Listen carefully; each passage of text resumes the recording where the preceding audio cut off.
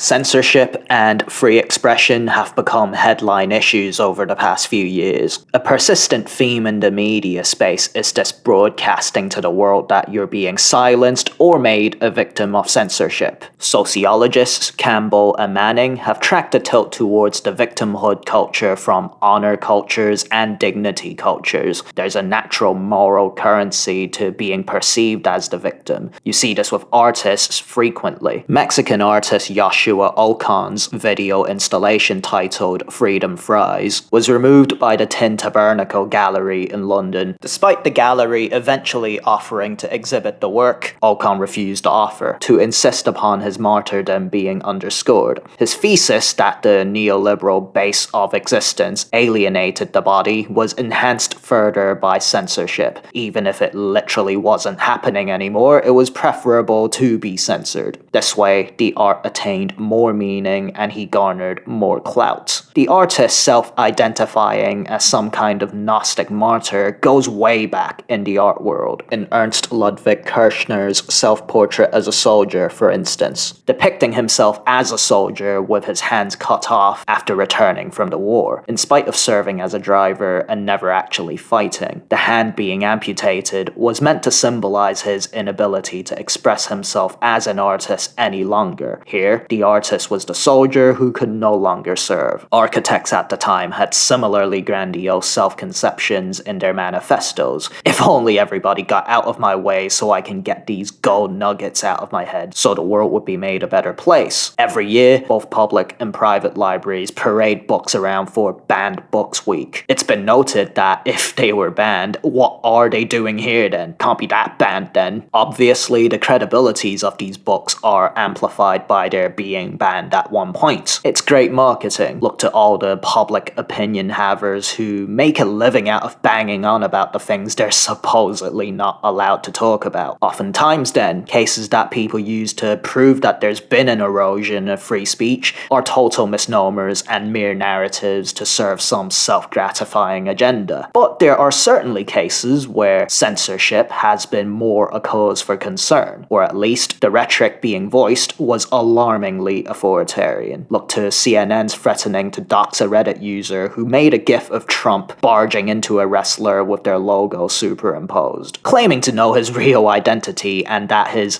eventual apology was the only reason they kept his name anonymous, and that should he behave poorly again, they will not be so merciful. I'm no fan of Trump, but the sight of a total net peasant being blackmailed into submission by an institution like that was fairly unpalatable. Nor should it be to anyone who believes in the fundamental pillars of a functioning democracy that tolerates open discourse. Some obviously do not believe in such things, advocating for intolerance of any dangerous ideas to fulfill an agenda through improper channels. CNN would claim hilariously that the GIF incited violence towards their staff. But this is a mindset that you see further down the ladder outside of the institutional framework too. Look to the case of Dana Schultz's open casket. This is a white woman who painted Emmett Till's murder in her typically figurative style and garnered massive backlash from black rights activists who not only demanded that her work be removed from the gallery, but also destroyed as well. Some even going so far as to say all of her works should be destroyed, even though Open Casket was painted out of solidarity and profound sadness for black suffering. The subject matter was deemed so sacrosanct that such calls for demolition were felt to be necessary. Obviously, there is a kind of tactless cultural appropriation that we should discourage, and I personally would not have submitted a piece like this if I were Dana Schultz with the race climate going about. But you'd have to say that these reactions are over the top and unreasonable. The enduring and typically postmodern question of whether an outgroup member can truly speak about an in-group experience is fairly easy to rebuttal. Supposedly a white person should just bend over backwards whenever we're speaking about black people or black experiences, or a man to a woman's. You hear this a lot. This is pure nonsense. You don't have to be in the in-group to have something valuable to say about it. You may even have something more valuable to say looking at it from afar. Look to all the footballers who make awful pundits or managers. Good with the feet doesn't equate to good with the mouth, nor the brain.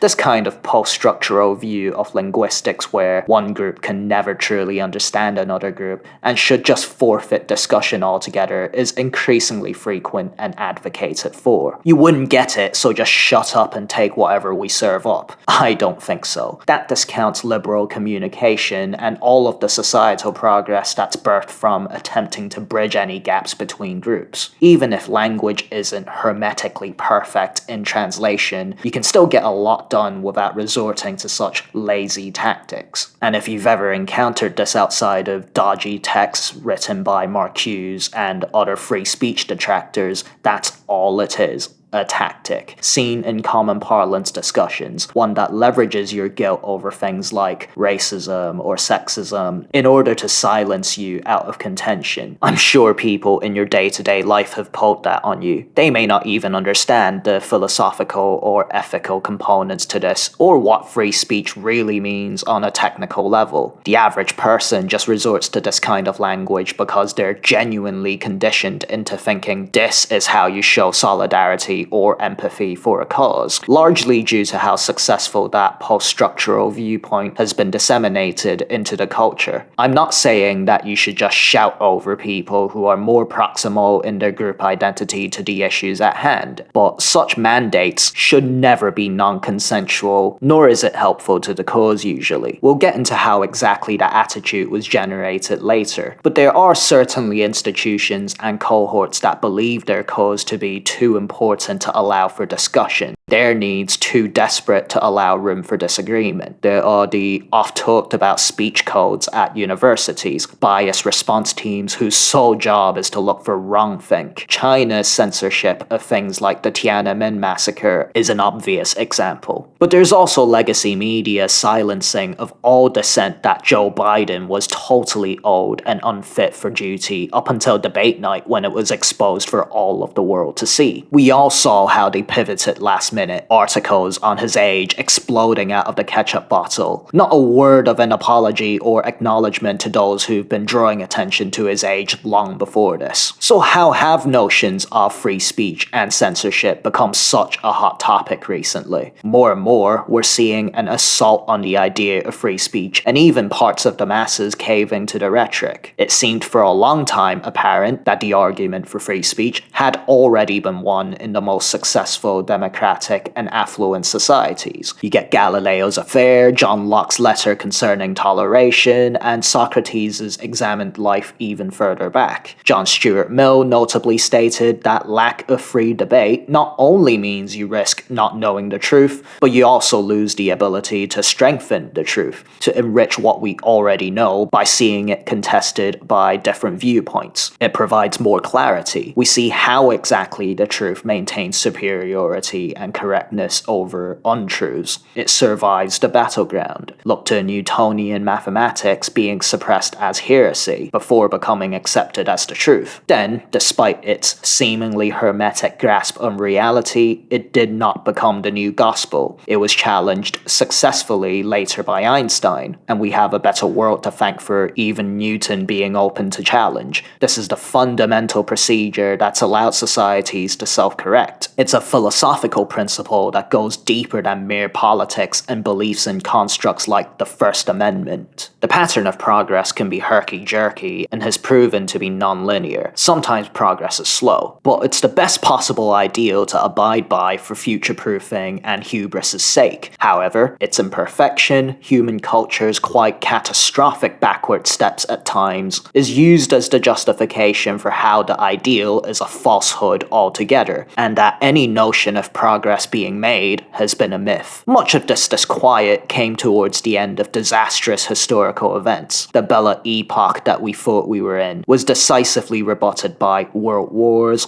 atom bombs, and the worst atrocities ever committed. It became easy to mount the claim that we were wrong about the Enlightenment and all of its great achievements. For all of liberalism's supposed dignifying of the individual, slavery still occurred. and echoed its effects loudly to the present epoch. Science, for all of its supposed advances, led to cruel justifications for essentialism, eugenics, phrenology, conversion therapies, and all kinds of horrifically unethical experimentation. Free speech, similarly, was a false dawn. What we thought was a battleground of ideas was an evolution of colonialism, a cultural imperialism where dominant discourses dictated what we thought to be right or wrong, enforcing what was okay to say, and creating false consensus from Foucaultian epistemes, where the strong dominated the weak yet again, with their superior articulation gained from privileged backgrounds affording bourgeois education, overwhelming all other viewpoints. It wasn't just that we can't make the case that Enlightenment grand narratives occurred, but whether we could make objective and fixed statements about the world at all was now called into question. All former statements reduced to mere social construct, as we witnessed the collective Cartesian pitfall in high postmodernism back in the 60s and 70s. Below the level of the meta-narrative, the very idea and effectiveness of language was in trouble, be it spoken or visual. The gap from the noumenal reality to signifier was insurmountable, or at least the language we had been using up to now has either slipped or was never semiotically reliable in the first place. At the very root of the word was the exercising of oppressive hierarchies. The complaints towards male defaultism in gendered language is an easy example of this. Pound as a currency went from meaning literally weighing a pound to just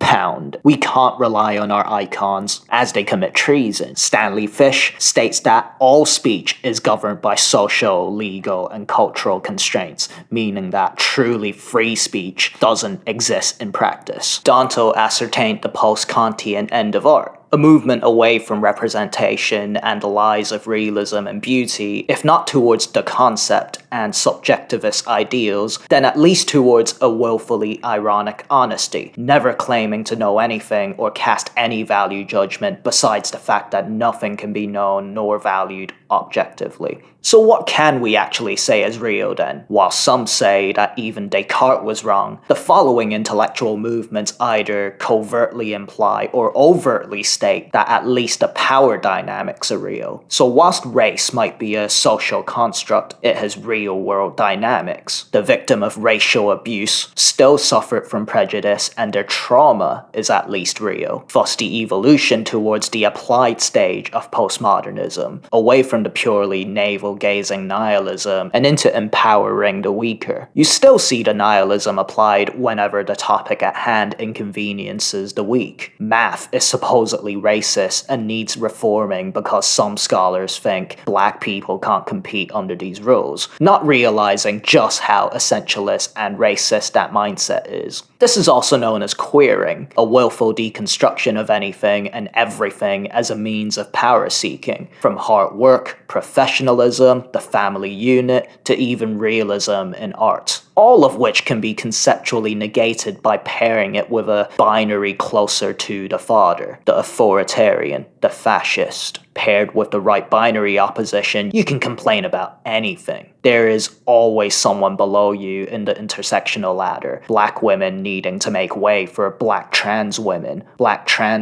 to black trans disabled women, and so forth. All in the name of deconstruction for good. A censorial element to the fight for egalitarianism is then simmering. In an echo of Foucault's epistemes, Stanley Fish espouses that what people often call free speech is merely speech that is permitted by the dominant social and legal norms of the time. So those further up the ladder must give way to those below, with even attempting to discuss matters reduced to intentional ignorance by critical theorists, deemed to perpetuate whatever epistemes or ideas are dominant. Look to women being shamed as naively upholding internalized misogyny or problematic capitalist whims, for wanting to be mothers or still believing in shattering the glass ceiling in the workplace. As per the typical schism between third and fourth wave feminism, there's the notion that if you speak well as a black person, you're speaking like a white person. This is the idea that you are doomed to be coded in inappropriate social conservatism for making certain points appearance or presenting in certain ways. Oftentimes, this is completely unbeknownst to the guilty party. Marcuse flipped Marx and Engels' idea of false consciousness and accuses the ruling classes of being blind to the horrors of the world. A career woman may not realize that they've become a new figurehead of the patriarchy, for instance. To resolve this issue, we must give way to those below, the oppressed, and believe their experiences. The oppressed are deemed both to be correct from their standpoint and exempt from having to make sense to the oppressor, be it from the trauma of their place in the pecking order, lack of education in the oppressor's language, or just the idea that the problems of the world are not the responsibility of the victims to solve. A line I hear a lot on campus grounds to justify continued destruction of the past without building the future. The idea is that because those who are blinded by their privilege are unable to understand, that justifies a Maoist approach to language games, communication tactics not for the sake of truth or being understood,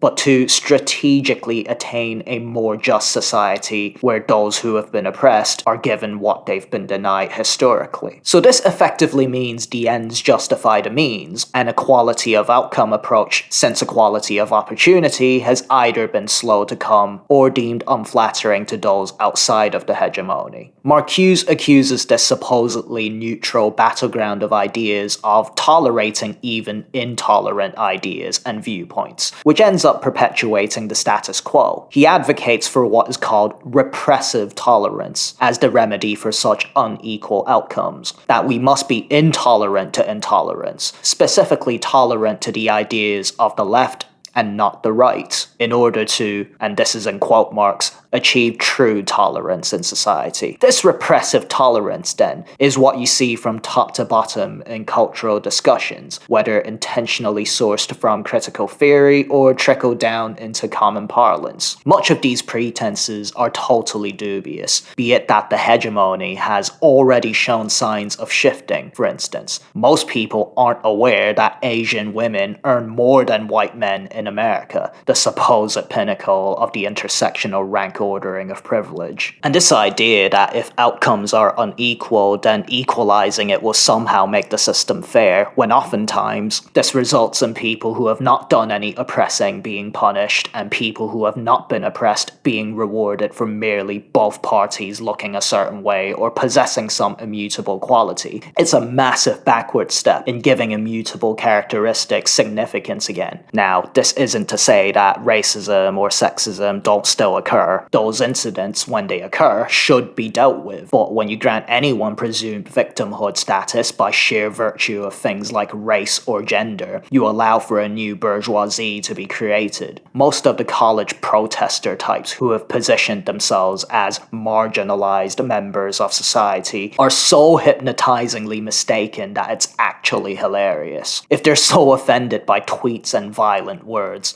they can wipe their tears with their parents' trust fund dollars. The man on the street hardly cares for the same problems. These people do not represent the underclasses, so they should be the last people who get to dictate what gets said and by who, by their own framework. And where there is some outcome differences, we have to account for different choices being made by different groups. Women are less arsed about bricklaying jobs and overcrowd the nursing industry. Firstly, people should be free to choose what the hell they want to do. Secondly, if there is some kind of social constructionist conditioning that compels men to choose a certain way or women to choose another, and we think that's some unnecessary issue, then the answer is hardly to make editorial decisions at the level of outcome. If there really is a problem like that, or that the system of equality of opportunity is faulty to begin with, then kicking a bucket under the leaking roof does nothing. You resolve that through better rounded representation in media, so kids grow up believing that regardless of race and gender, they can be anything they work towards, and you grant opportunities based on merit. I can understand social services existing to aid those in impoverished areas, but the minute you start discriminating based on race or gender,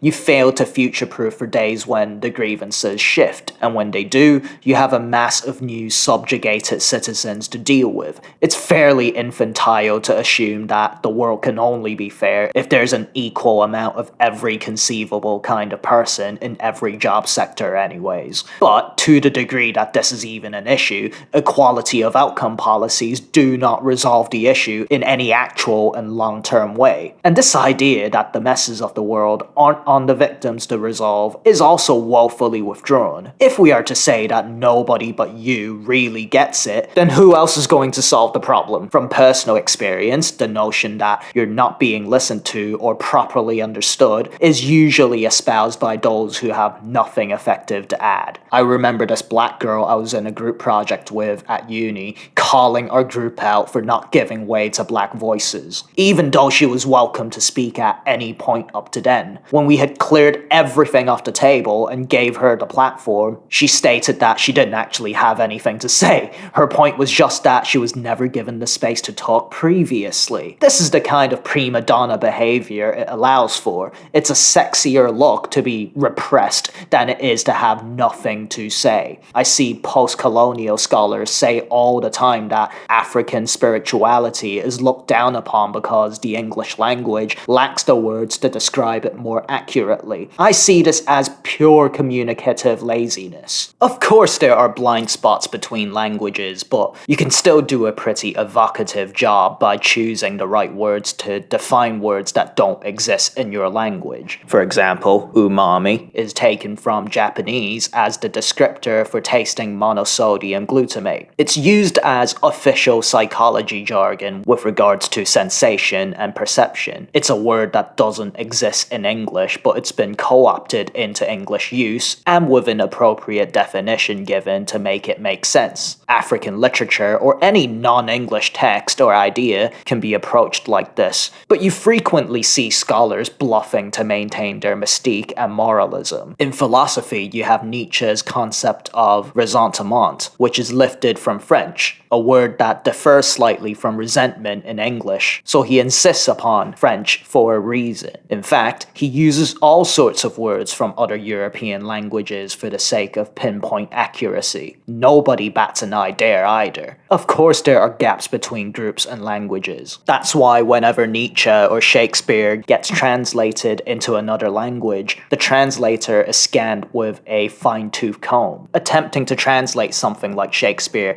isn't to run the literal words through a Google translator, but to exercise a degree of creativity in capturing the essence of Shakespeare in that language. There will always be disagreements or room to nitpick, but the translations that have come to be used are quite literally a gift to humanity and have opened the doors to a better education for the whole world. Adding to the discourse rather than taking, then, has always been how benefit has been attained. Betty Friedan wrote the widely circulated Feminine Mystique, which helped kickstart second-wave feminism, which in turn led to equal pay and opportunities in the workplace. Solzhenitsyn wrote the Gulag Archipelago, which helped condemn the Soviet Union into collapse. Much later to come, you have the Arab Spring, a wave of political revolutions in the Middle East that were facilitated by social media consolidation of protester groups and open dissent. Without Chinese citizens speaking out about the 2008 Sichuan earthquake, China would have kept the rest of the world from knowing through their censorship, and foreign aid would not have come so rapidly to those in need. So to go back to the epistemological problem with language, whilst no word, statement, or ideal is completely free from some kind of invalidating interpretation, an unfancied pairing with a certain binary, that's not to say that it isn't working. Gaps in language aside, exercising language and literacy constructively has clearly had much positive effect on the world, like in the examples above. If it communicates, then it's largely good enough. Nobody breaks down like a grammar Nazi when they see a typo but understood the text from a friend regardless, or at least they shouldn't. It's a willfully escapist way to look at things, which you can only really get away with if you don't suffer any earthy consequences for acting like reality doesn't matter outside of your vacuum. Nobody dying in Sichuan or Libya would have thought their desire for their pain to be relieved was a mere subjective meta-narrative. The knowledge production of old has been the best we've got, and we have scientific advances to thank for that. If there are words we can improve, we should. Language changes by continued and rigorous communication with one another, much like democracy. Of course, even with science and its claims to truth, they can be boiled down to mere contingent truths. Its evidence merely depending on the experimental models used to find them. Of course, what we come to accept as facts are provisional, technically, and attempts at repeating the results with different models are halted after a subjective choice was made that it was no longer worthwhile. But this is usually after an immense amount of rigor and repetition, and it is why so much money goes into whoever can disprove the canonical literature. To say it's a mere subjective choice, even here, is to neglect what science has achieved under that framework. Would you have taken penicillin, or would you gesticulate about how it's purely nominally decided to be the best thing to take in the 1940s by scientific racists? It's much easier to be cynical than constructive, and we all suffer from the postmodern condition to a degree in an age of mass information streams. There's a lot out there that's deterring you from sincerity. You risk being wrong tomorrow every time you open your mouth today. Post-structuralism is alluring for that reason, particularly to young people without a firm grasp of the world. You can feel right about the world without being right about anything, just by saying that everything doesn't work and that there's no meaning to life, from the seat of an armchair critic. But I like to think that the postmodern condition is often just a state of not knowing enough about how the world works. If you don't understand science, it may just sound like technobabble, or it may as well just be magic to you. If you don't understand how rigorous the scientific processes are before coming to such contingent truth claims, then it would seem arbitrary to you. So-called contingent truths in general may have been imperfect, but much like science, its applied or constructed imperfections do not negate their strength overall. If science was applied for shoddier purposes previously, we stop doing those things. If democracy hasn't been perfect,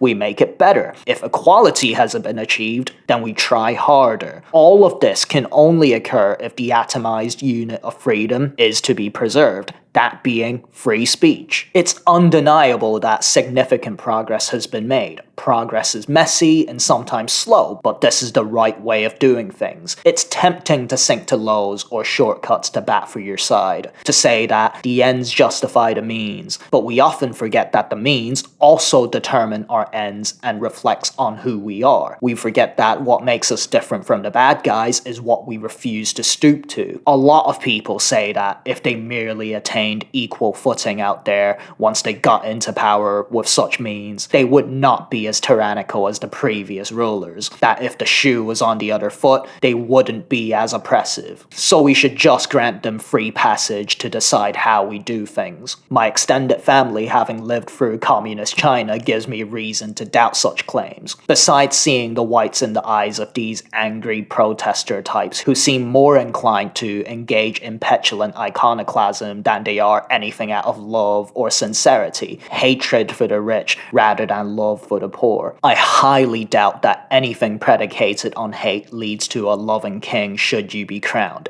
Just another tyrant. Look at all the online freedom fighters who ramble on about issues outside of their purview to their few followers, much of whom are just family and friends who really can't do anything with that information. We all know someone like this. It's a self-gratifying act to kick off about something. You then place yourself in the virtuous category of person without having to do anything substantial. It's classical shadow activation and affective disposition theory. But to the few people who are misled into thinking this genuinely helps make the world a better place and aren't harboring anything reprehensible like that, I hope you can see now that this doesn't work. Strengthening your message and language skills is the way forward. Repressive tactics lose the middle ground further and end up hurting your cause. The sociologist Stanley Cohen wrote in Folk Devils and Moral Panics back in 1972 that the newspapers' exaggerated covering of supposedly deviant behavior in the days of mods, rockers, and punks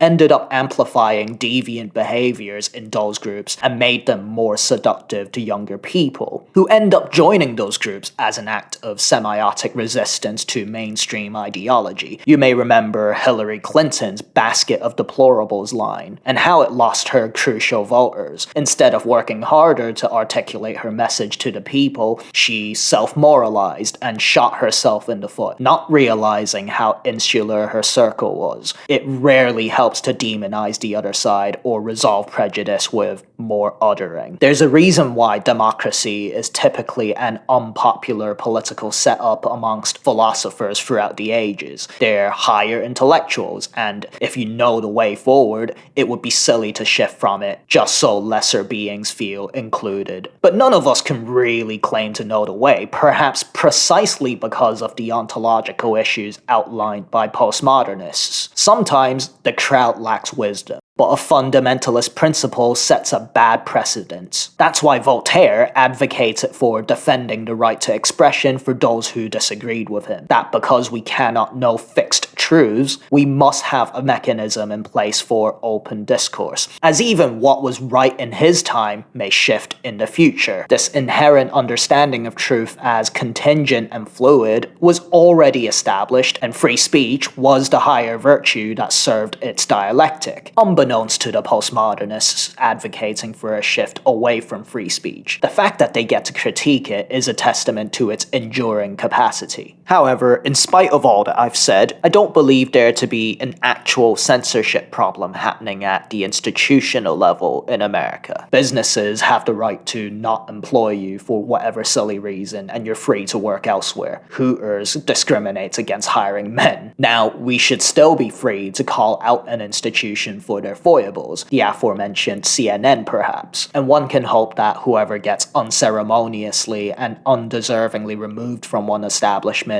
can find themselves employed elsewhere without being compelled to joining the right, who shockingly have become the leading proponent for free speech, something that should never have been allowed to happen. But the issue at large for me is the mindset of censorship has infected much of the masses, that they themselves are okay with reducing people they disagree with to being monsters, or even outright silencing them into submission on a whim. Obviously, people can do what the hell they like with their social lives, but if you look at the narcissism epidemic assessed by Jean Twenge, the decline of friendship, loss of community, and the comorbid rise in loneliness and mental health issues like depression, this attitude clearly isn't working. We're far more unhappy for it, and the much talked about discursive landscape is a flagrant symptom. It isn't just politics, but a wedge driven between the sexes and shockingly even race. You can't even dislike Taylor Swift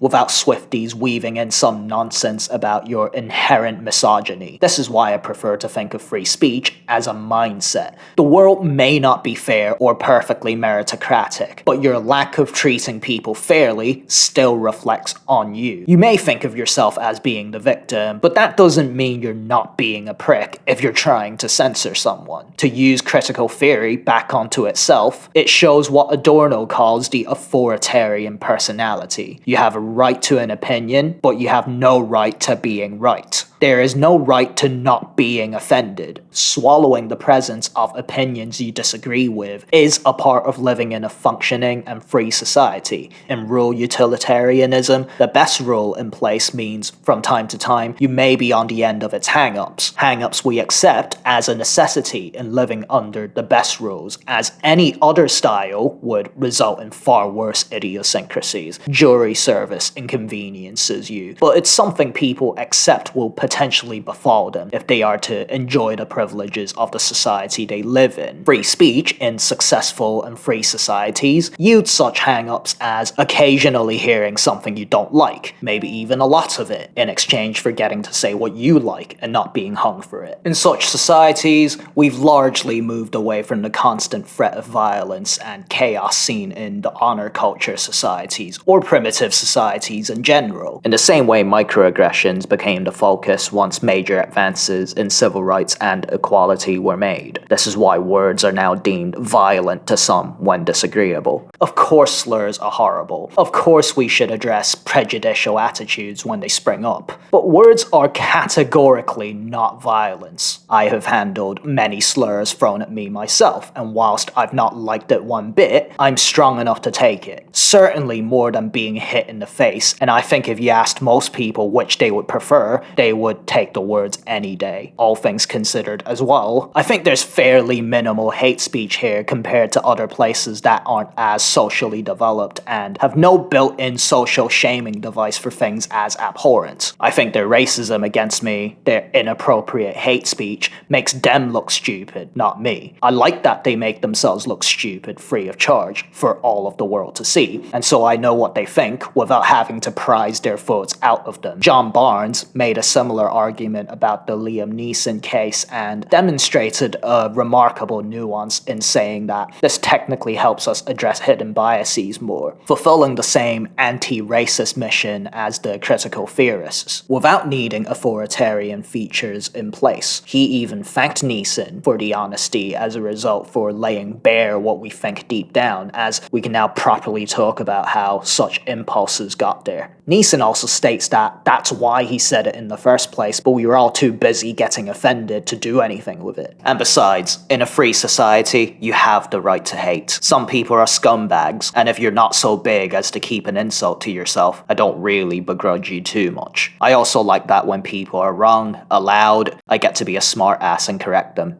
Amor fati, it's my will to living. I'd love for the mistaken to keep their right to being as publicly stupid as they like. People who think words are violence have not dealt with enough trouble and don't appreciate just how bad it can get. Of course we should want the system to improve, but we can gesture for change without demonstrating a grotesque lack of gratitude. Because whilst free speech being exercised does not require violence, censorship does, should it be enforced. Ironically, this is Foucault's claim, that violence is always on the tail end of the rule being enforced. No one's forcing you to talk if we have free speech, but you're forced not to if there isn't. Your improper speech may be met initially with an email requesting its retraction, then a suspension from work, and if you still refuse to yield, something more forceful like security or the police will have to show up to your doorstep. This is what we meddle with when we get in bed with the anti-free speech impulses. So I'd take free speech over that any day, and that starts as a mindset at the level of the individual. It is its own countervailing impulse to censorship that we are all liable to. More than ever, we must learn to tolerate the people within our purview, as families are broken up over politics and physical communal environments are as frosty as ever, mimicking the internet space more and more. We may not have all of the answers for how government ought to be run on every level, nor say for certain how the free speech ideal can be implemented perfectly, with respect to issues like libel or inciting actual violence. Hell, look at Elon Musk, going from, I'm a free speech absolutist, to, hey, that's actually really fucked up that you posted that. Now, hilariously hypocritical as that is aside, the answers for how to run any joint with regards to minimal possible speech laws are complex. On the one hand, he's just another store owner who has the right to boot out whoever they like, perhaps even as the right-winged counterweight to your Facebooks and Instagrams who are more left-winged. But whether X as a platform is now big enough or encompassing enough usage for professional activities to incorporate more public elements is at least worthy of discussion. The point is, there's no easy way to things out there, but we can at least start by treating the people in our immediate vicinity properly and uphold our individual ends of the bargain as citizens in a free society, even if what's out of sight cannot be controlled so easily. If we start with that, our own Voltairean gardens respectively, we can make our immediate environment more democratic and egalitarian. And at the very root of that is what you do with your own being. If you demand democracy and you're not democratic as a person yourself, it makes you look a right tit and more prone to being disliked. So free speech and censorship are mindsets before we even get to the legalities. And from that vantage point, it's clear many of us don't have our own house in order, but want to prescribe how the world ought to be run. I say tend to your garden and feed your immediate neighbors first. Lastly, I'd like to add that my argument for free speech is not an advocacy for moral relativism or unbridled verbal hedonism, irrespective of tact and what's appropriate in the moment. Free speech isn't encouraging saying whatever the hell your lowest base needs are, but also your highest. It's about having the right to being your best self. With regards to starting from sorting your own house out first, you should want to self-govern what you say anyways. To circle back to the start of the video, with the desire to panhandle about your repressed status, filtering yourself and demonstrating restraint is not censorship. There's a lot of talk about masking when merely acting in accordance with what's appropriate in your social environment. You're still being yourself, even if you're choosing to put your best foot forth. You're still you, even if you decide to do difficult things. The person on the treadmill isn't any less authentic than the slob in front of the TV if they chose to get on the treadmill. This is the Greek idea of civic virtue. Andrew Huberman speaks about how he purposefully covers his tattoos up when he's presenting as a college professor in an educational context, and doesn't want needless attention drawn to his other irrelevant personas. Facebook maybe shouldn't have censored schoolteacher Friedrich Durand when he posted Gustave Courbet's infamous painting L'Origine du Monde, but as a schoolteacher, he was asking for trouble by doing that. Just because you can doesn't mean you should. If you're lucky enough to live in a free society, you have the choice to always be your best self. Free speech isn't ubiquitous in the world. It's on those of us who have it to use it well and show that it works. That's the burden we all carry.